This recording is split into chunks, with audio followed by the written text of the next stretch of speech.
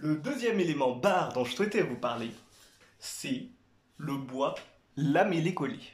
Donc en fait, le bois lamellé-collé, comme son nom l'indique, vous le verrez dans le monde du bois, les noms veulent très souvent dire ce qu'ils veulent dire. C'est du bois composé de lamelles, donc de bois, encollées entre elles.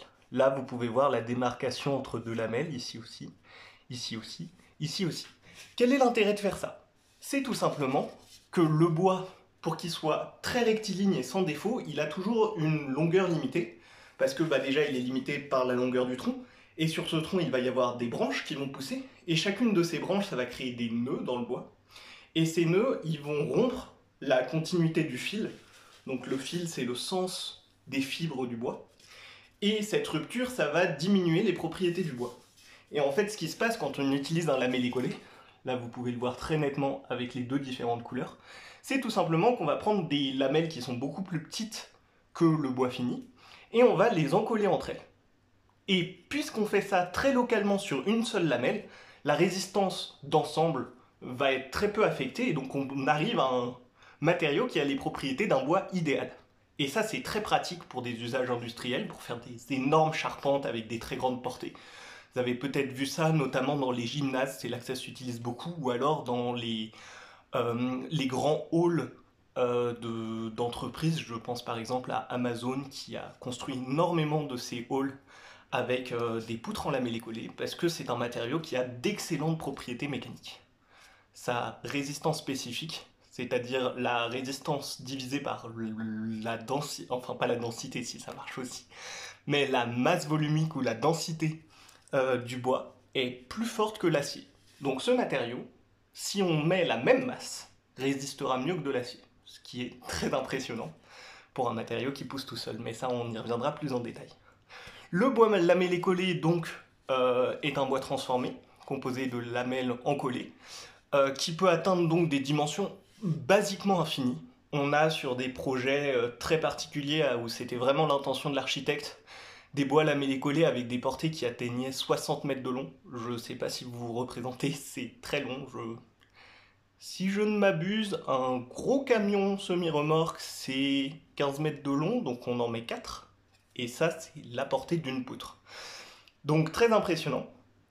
Vous me direz en commentaire si c'est bien ça la longueur, mais je crois que je suis juste avec mes 15 mètres de long.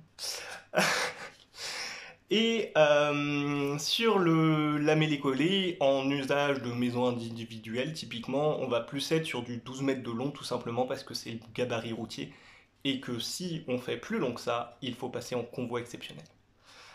Donc voilà, le lamellé-collé a aussi cet intérêt que, d'un point de vue ingénieur, il a des dimensions qui sont... Enfin, il a des propriétés qui sont très stables, comparé à du bois qui, parce que c'est un matériau naturel, va pas mal varier, donc ça permet d'être beaucoup plus précis dans les calculs et beaucoup plus correct vis-à-vis des assurances. Et le deuxième avantage, c'est qu'il permet d'utiliser des bois de longueur beaucoup plus réduite comparé à ce qui peut exister naturellement, justement parce que le lamellé-collé permet de couper tous les 2 mètres, on va dire.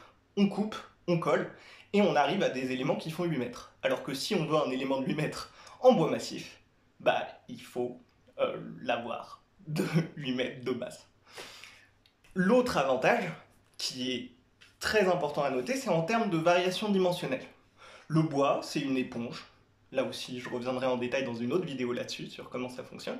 Mais dès qu'il va y avoir de l'humidité dans l'air, le bois va l'absorber et va gonfler puis se dégonfler.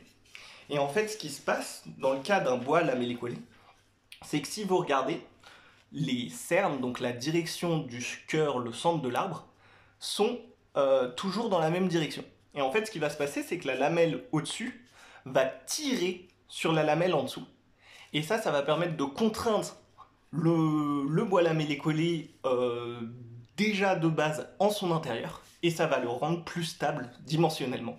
Ce qui est aussi très intéressant en termes de propriété, parce que c'est un sacré casse-tête de travailler avec le bois, tout simplement parce qu'il varie beaucoup, et donc par exemple tout bête, on met un vitrage qui est un matériau fragile, qui risque de se casser, directement contre le bois sans joint, et bien ce qui risque de se passer, c'est que le bois va gonfler à l'intersaison et va faire éclater le verre.